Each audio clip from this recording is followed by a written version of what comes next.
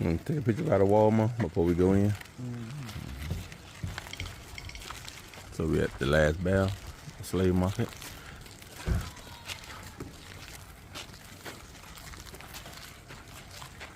Bring her mama. Get her the history level. Your skin. My skin. What are you doing? You see what's in your face? You want to go there, mama? You said the fly. I'm going to take one by myself.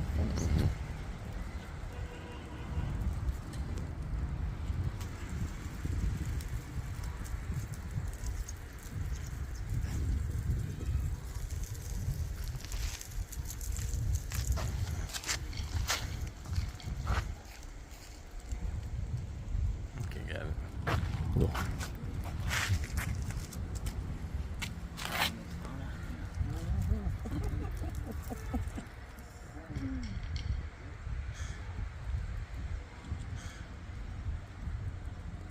Get that picture again. So you just push the white button. Okay, let's still go the video.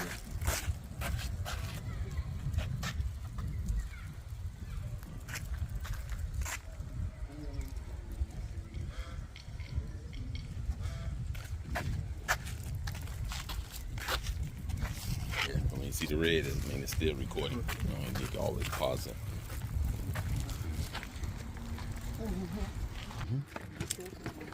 Walk slow. That's why I said always keep them hands on them brakes. Oh,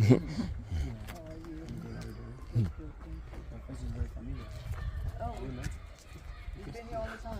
You come here all the time. Yeah, we were just here a couple of weeks ago with my cousin. Yeah, so this time we bring my mom.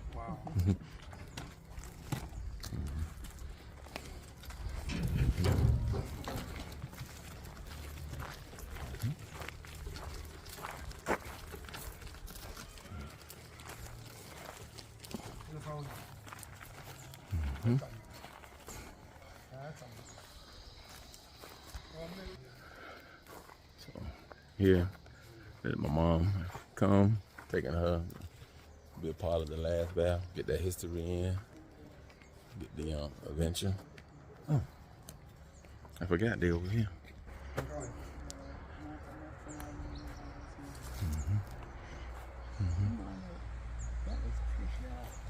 Akwaba to Asemanso. Akwaba means you are welcome. Thank you. Yes. So to say thank you, in Akan we say Medase. Medase.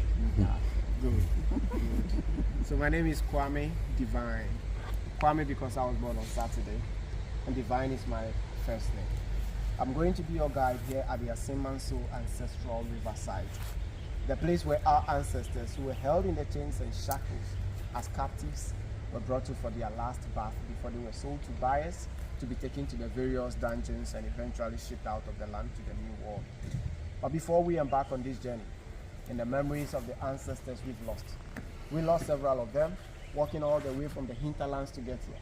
From here to the dungeons, through the middle passage to the New World, lots of our ancestors died. Many more died on the plantations where they took them. Sacrifices were put in place so we can be here today. Without their sacrifices, I don't know where we'll be. For the fact that we are here, we shall take a minute of our time to have a silent moment for them. After the 1 minute silence, I will say, may their souls rest in perfect peace. And we shall all respond by saying, Ashe. Ashe is a Yoruba word, and the word simply means so shall it be. So please let's have a minute of silence. Our lost ancestors rest in perfect peace. Ashe. Ashe. An awareness of our past is essential to the establishment of our personalities and our identities as Africans. That's a quote from Emperor Haile Selassie. From Marcus Messiah Garvey Jr., actually borrowed by Bob Marley. Emancipate yourselves from mental slavery, none but ourselves can free our minds. From this land, among the people of Benin, Togo, and Ghana, we have this common African proverb we stated: until the tales of the hunt is told by the lions, the hunt will always glorify the hunters. In context, all I'm trying to say today is that as Africans, we are struggling to tell our own narratives. We are struggling to put our history across, and it's not because we don't have them. We have absolutely everything it takes for us to tell the history. We have everything it takes for us to teach our history in schools, but then systems tend to be fighting against the history being told or taught. A typical example, I use the United States of America. In the United States, the African history or the black history, they call it critical race theory. So I ask myself, what is it about our history that is critically racial? What is it about us that is racial that the people wouldn't want us to learn the survival stories of our ancestors? Each time I ask these questions, I only get 3 answers. Number 1, for nearly 400 years, our ancestors were the ones who were held captives. Into the chains and shackles, they were transported across land, across oceans, 6,000, 7,000, 10,000 miles into a different world. They made it to those plantations, sacrificed themselves every single day. After slave trade came to an end, they had to go through Jim Crow for about 99 years. They went through lynching for about 86 years. Segregation and so many other systems, all these, they survived them. Why were they surviving? It occurred to me that the ancestors needed to survive to leave a legacy behind for their unborn generations. They wanted to leave a history behind for us, a history that is so much empowering. But then unfortunately, the people thought our history is critically racial. Information, they say, is power. Once it is kept away from the people who are supposed to benefit from it, the people are being rendered powerless. If they keep the narratives of our ancestors away from us, how then do we get to know what they sacrificed for us to be here? How do we get to know their dreams and aspirations, and how do we get to even empower ourselves? We don't. The people can now push us into a corner and narrate a story to us, a story which will benefit them rather than us. Our people say we need to know where we are from, to know where we are going. As an African kid born here, when I took this job 6 years ago, I decided to take a survey to ask my diasporan families who walk into this place. 3 months, same question 3 times. The question is, where are you from? When I asked the descendants of the ancestors who walk in here, the first answer they gave me was, oh, we are from DC, New York, Dallas, and the various other places. Then I asked them again, where are you from? They now look at me and they tell me, Kwame, you know what? We are Africans, and so we are from Africa. I know that. But then again, where are you from? There and then they tell me they don't know. You see, all these 3 answers are right. Number 1, they know where they were born. So they told me they are from DC, Dallas, and all these places. Then number 2, they know of their place of origin, which is Africa. So that's why they tell me that they are Africans, and so they are from Africa. The 3rd time when I asked them, they told me they don't know, because it's true, they don't know. And I understand that. The only way to know was taken away from us. The names of our ancestors got changed. The people now gave them Jackson Smith, Hugh Kimball, and so many other names. How do you find your people with the name Jackson on this continent? It's impossible. The moment they took the names away from them, the moment they stripped them of the actual identity, everything was lost. Their tradition, culture, heritage, everything, true identities washed down the drain, and that's it. Because they don't want to know, us to know where we are from. That's why they gave them those names. Now, people are trying to find their ways back home. Some of them are going through the genealogy, trying to figure out where the name will lead them to. The closest you get will be on a plantation. That plantation was owned by the masters. They kept them as women, children, and men. That's it. They were the ones who gave them the names. So you will never find anything in the ledger. But then others are going through the African ancestry DNA testing to find out. And they tell you that your maternal side is probably from the Ashantis in Ghana, a very strong group. Or your paternal side is from the Mandikas in Mali. Now you can take a side, you can take a trip there. A choice is yours. You go there and then you find people looking at you and they'll be like, oh, you look like this family. Sometimes they can take you to that house.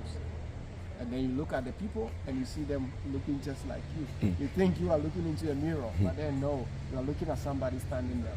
And so when you know your history, you will try to find out about your root. And that's something they don't want. Because if you know, you become powerful. You become powerful and they will not be able to control you. So the first point has to do with us knowing ourselves. They don't want it. Because if we know, they will not be able to play on our intelligence. The second thing is that we live in a society that is governed by the European interferences. Wherever you go, these people are there poking their nose in everybody's business. I've lived here all my life, knowing the history, the culture, the heritage, and everything with me. Imagine, Mom, you invited me to the States to spend some weeks with you and then the family. I come, and then the kids are running in the house. They come to me, Uncle Kwame, how are you? I said, I'm good. How are you too? They said, they are fine. Then they asked me, Uncle Kwame, can you tell us a bit about Africa? Do you think I will keep the message away from these kids, or I would love to teach them? I love to feed them with knowledge about who they truly are, so that when they get out there, nobody plays on their intelligence. But they are kids in America. They get something new, they get information, they want to share it with their friends. So the next morning they are in school, sharing it with their families, the school families that they have. So then, the first people they will go to be their teachers. Madam, sir, do you know this? My uncle from Ghana taught me this, I would like to read about it, but the schools are not allowed to treat this topic. They said it's critically racial. They said, oh, it happened a long time ago, forget about it and move on. So the teachers are afraid of teaching that topic. So the child will go to the back of the class, narrate the story to their friends. Their friends are listening, but not all of them are from the black communities. They have Caucasian friends who will listen to them, pick the topic up, and the next 6 hours, they are back home. At the dining table, they are asking their parents the same thing. Mom, Dad, my friends were talking about this in school. I don't know it. Can you help me understand it? Their parents says 400 years of enslavement is in the past. We should forget about it and move on. Or when you teach this to the children, they are going to feel bad. Really? If your children are going to feel bad for knowing the truth, how about the ones whose truth you are keeping away from them? How do you want them to feel? In all, they want to hide the truth from their children. Take for instance, we were taught Christopher Columbus was the one who discovered America. But then in true history, he never made it there. He got lost in the West Indies, almost dying. The natives found him. They saved his life, then he killed so many of them to claim their land. George Washington in America became a president. How did the Washington family earn their fortunes? All through slavery. Isn't this American history? Why then is it not being taught in the schools? Because it's critically racial. Because when you teach it this way, the children's eyes get open. They get to see their ancestors for truly who they were. And they were not the heroes, they were the villains towards humanity. And that's something they don't want in the open. They don't want to wash their own dirty linens in the open, so then they are keeping the history away from us. Finally, they think about their ancestors each time they see us. They look into our eyes and they see them. For 400 years, our ancestors survived. Which other group of people could have survived the chains and shackles for this period of time? None. But who? Us. So it scares them. When we walk into the same space with all the privileges and then the opportunities they have, when we walk into the same space with them, they are scared. Because they know the powers we carry. They know what is in us, and so that scares them a lot. The thing that terrifies them the most is that they are thinking if we get to know the entire history, we would want to treat them the same way they would have treated us if they were the ones in our shoes.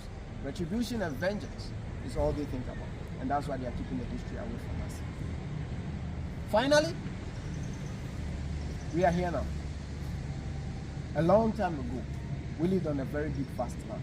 Before the Europeans arrived here, this entire continent was called Akebuland, which means land of humanity, mother of all creation. Some say it is the Garden of Eden. Prior to the Europeans' arrival here, that was the name. At a point in time, our ancestors lived here. They fought among themselves for territorial expansions. And due to that, they had victims of wars. The victims at that time were never being enslaved. Rather, they were being inducted and integrated into various cultures and traditions. They practiced a system called indentured servitude, which is different from slavery. But for some reason, you raise the topic of slavery and people jump into a defense mode. Oh, the Africans were practicing slavery before we got there. So I asked them what form of slavery were the Africans practicing. I decided to read about this topic very well so that I don't mislead people. I read from Patrick Manning, Paul Lovejoy, Professor J.E. Ankwanda, Professor Akusia Adomapebi, and several other authors. The books I read, the examples and the definitions they gave about the system our ancestors practiced, we realized that they weren't practicing slavery. Indentured servitude is not slavery. All they did was that they would actually analyze the people, discover their skills and then their abilities, and they will put it to use. If you are good at healing, they will have to add you to the healer. Practice the medicine and all that so that you can use it to heal the people. If you are good at farming, they put you on the farms. Work with the farmers so that we can all grow food to protect and then even service our communities and then grow a kingdom. People who are good at fighting were added to the military so that they can protect the kingdom. Children who were born into that system were never considered as the people who they got from the warfare, meaning their parents. Now, they are not going to inherit their status. They are different people. See, whilst working at that period in that system, you can even own your own properties. You grow through the ranks and you can become a prominent person in the community. So tell me, as a slave, you have all this. Slaves don't have rights, they don't have privileges. Children who were born into that system were considered slaves as well as their parents. So they could be taken away from their parents and sold into a faraway land. That was the system. The Europeans, that's slave, or the transatlantic slavery. The Africans were here. 1400, the Portuguese got into this land. The very first thing they did was to change the name from Akebuland to Africa.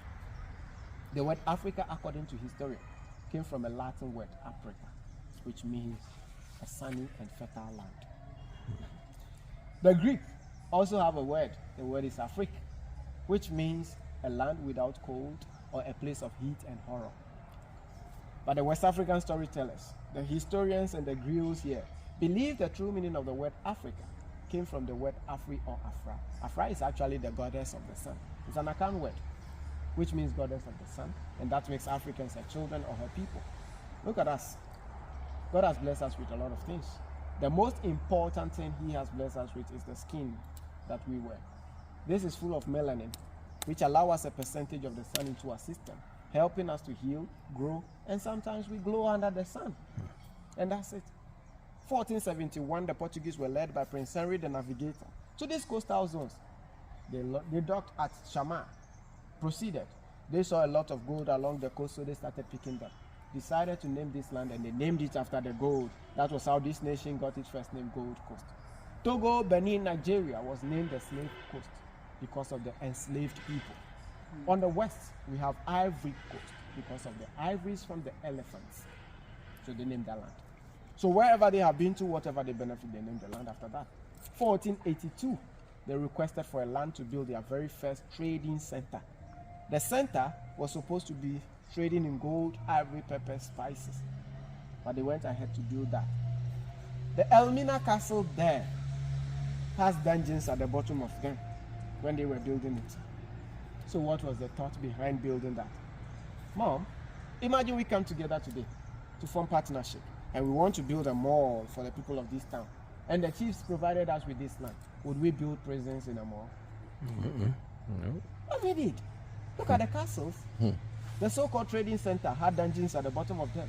What are dungeons for? Enslavement and imprisonment. That was it. They traded with our ancestors. They got the gold, ivory, pepper, spices, and they paid our ancestors with tobacco, whiskey, mirror, schnapps, guns, and gunpowders. How much are they? Nothing. Gold now, 18 karat of gold is worth a lot of money. Thousands of dollars. How much is tobacco? Do you think this was a balanced trade? So they took so much from our ancestors and gave them nothing in return. Decades gone by, and then demand started shooting all the way to the highest peak. See, the Europeans made it to the West Indies in the year 1492. They managed to get to the Americas. Around the area at Massachusetts, they took that land from the natives, enslaved them. They used their land to form the New England. Native Americans were being used on plantations like tobacco, cotton, coffee, sugar cane, but they were not doing well. Because they got exposed to several sicknesses from these Europeans, they were dying. Then one particular person, his name Bartolomeo de las Casas, a Spanish, Portuguese, Roman Catholic, came up with a suggestion and a proposal that the African men and women across the oceans look stronger than the natives of America. So the best option is to go to Africa, get the Africans to come and help solve their labor problem. So that's in Jamaica, Samuel Carson from New York City, United States, and the last one was brought back from Barbados by the Prime Minister of Barbados in 2019. 1998, two remains were brought back, the remains of Crystal from Kingston, Jamaica. Crystal was a captive from Gold Coast to Jamaica. They got there and she wouldn't eat anything. Embarking on a hunger strike, she was caught in the act. They decided to force her to eat something. Forcing her to eat, they used the chisel and hammer method. The jaws were tightly closed, so they knocked the teeth out. Placed the funnel there. Dished the food into the funnel with water, they pushed it down the throat. That way she stayed alive for them not to lose their money. She was so strong. Whenever she's forced to eat, she waits quietly after they have all left. The fingers goes into the throat, and she threw everything up, continued and died in the process. Oral history has it that her dying wish was to be brought back home. Centuries later, the remains were brought back here, together with the remains of Samuel Carson. Carson was one of the very first group of African Americans to serve in the U.S. Navy, died and wasn't given a befitting burial. His nephew, Sonny Abubakar Carson, was the one who brought the remains of his uncle back. 1998, when they flew them to the airport, they were picked on a bus. Going to the castle, they got to the town called Abanze. The road was blocked. The youth of the town told the leaders that none of these ancestors left here on buses. They were never in an airplane. If you had to bring them back, you should have shipped them the same way they were shipped out. So they offered them a boat. These ancestors were picked on a boat across the Atlantic Ocean. They got to the Cape Coast Castle. The door of no return was still locked, so they had to force it from behind. They pushed the door open and they created a new name for the door as a door of return. For the past 26 years, they've been buried here for their souls to find peace and rest. 2019, the year of return, saw the last remains brought back. They were brought back from Barbados by the Prime Minister of Barbados in 2019. Her Excellency Mia Amomotli was here to celebrate with us the year of return, and she came with the remains of her ancestors, excavated from a mass graveyard, flown into this land to be buried actually here, so that their souls can now find peace and rest. That's how come we have the third grave right there. Any diasporan African who find themselves here, who want to actually go in to sprinkle their ashes, the ashes of their relatives, we allow them in there to do so. We know many of them travel with the ashes of their families. So when they have it with them, they go down into the graveyard and they sprinkle it all around. Or they take it to the river and allow the river to free their spirits.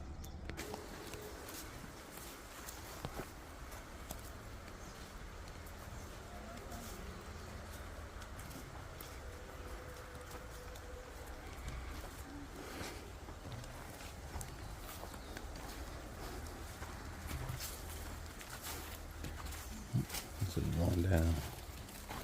Going slow. Oops. Forgot I had this.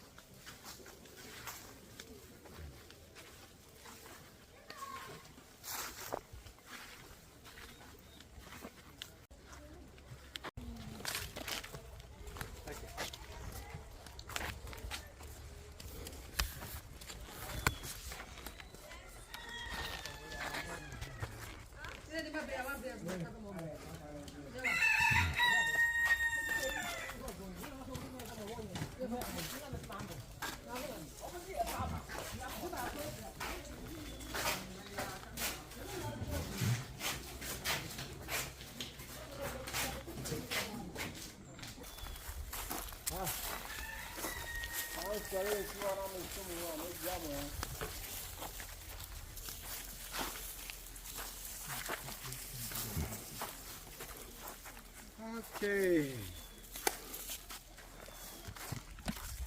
We have finally made it to the ancestral river, also known as the last bath. This was where the ancestors were brought to for their last ever bath. When they had them in the chains and shackles, they kept some of them here and the rest were taken to the river. Annually, this place was doing about 60 to 70,000 people. And that's approximately 57 to 60 people a day. So when they brought them here, they would take them to the river so that they can bathe themselves. But we had two rivers here. The river known as Donkonsu, which translates into English as the Slaves River. And the other one is called the Ochi River, meaning a river which can grab you or wash you away. The ancestors were not allowed to go to the far end of the river. As it stands now today, we are in a dry season, so many rivers are drying up. This is coming from a very far source, up the mountains. So since it's been affected by the weather, it doesn't flow very much. But then the raining season, you come here and you are terrified because the river rises to a level and it flows too fast. The ancestors were not taken there. They were kept on this side. This is the river known as Donkonsu, where they would take the captives in to take their bath. They were in shackles. Metal balls were added to the chains around their ankles to hold them still. The balls were to prevent them from escaping. As they were there, they couldn't even use their hands because they were still in the shackles. All they were doing was to help each other. If I could help you, you help somebody. Repeat that until everyone got cleansed. They saw them and they thought they were trying to console each other. Or probably they were thinking of freeing themselves to escape. So they got them separated. Then they cut the bamboos. The long, itchy bamboo leaves were used on them as a form of brush. Washing them with it gave them bruises and scrapes all over their bodies. After, they would pull them all up here. They would line them up, allow them to get dried, and after they got dried, they apply shea butter or palm kernel oil on their skins to make them look presentable and attractive for the buyers to come here to pick. Those buyers who came were looking for healthy-looking captives. So they went into the chains and shackles to select them. While selection was being done, they went ahead, placing their branding tools in the fire. Whoever is selected, they will brand you with it. Leave the marks on you to tell the public that you are now their properties. Those who were purchased were taken to the castles for about 70 to 80 kilometers. They walked there. Driving, it will probably take you about an hour. If your car is good, you do it in 45 minutes. But then the road is bad, so let's make it 1 hour, 20 minutes. So then the ancestors walked to that part. The ones who were left in the chains were classified useless commodities. Every single one of them was shot. They killed them here and dumped their bodies all around, left them to rot. Nature had a place covered. We call it the bamboo slave dumping site. Others call it the bamboo slave cemetery. I don't like the word cemetery because they were not properly buried. So I prefer to call it a dump site. We are not going to go down this way. This is the last path, and we are not here for that. If there is anything that brings us here or brought us here, we focus on the first path of return, also known as the Sign Kofa Birthright Healing Path. That's where we'll go to for you to have a connection with the river. If you have access, if you can go down there, you go and put your hands in there, sprinkle the water on your body. And then, if there is something you want to say to the ancestors, those who sacrificed for us to be here, you go ahead and pray and thank God Almighty and thank the ancestors for keeping us alive. Yeah, grab it. There you go. Very good. Nice.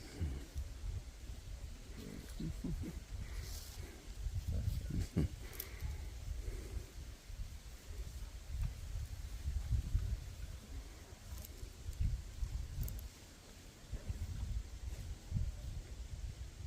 Now she's back home.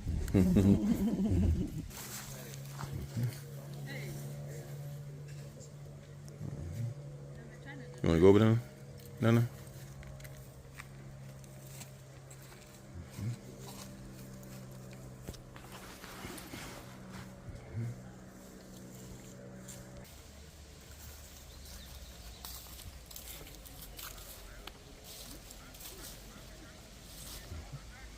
That's good.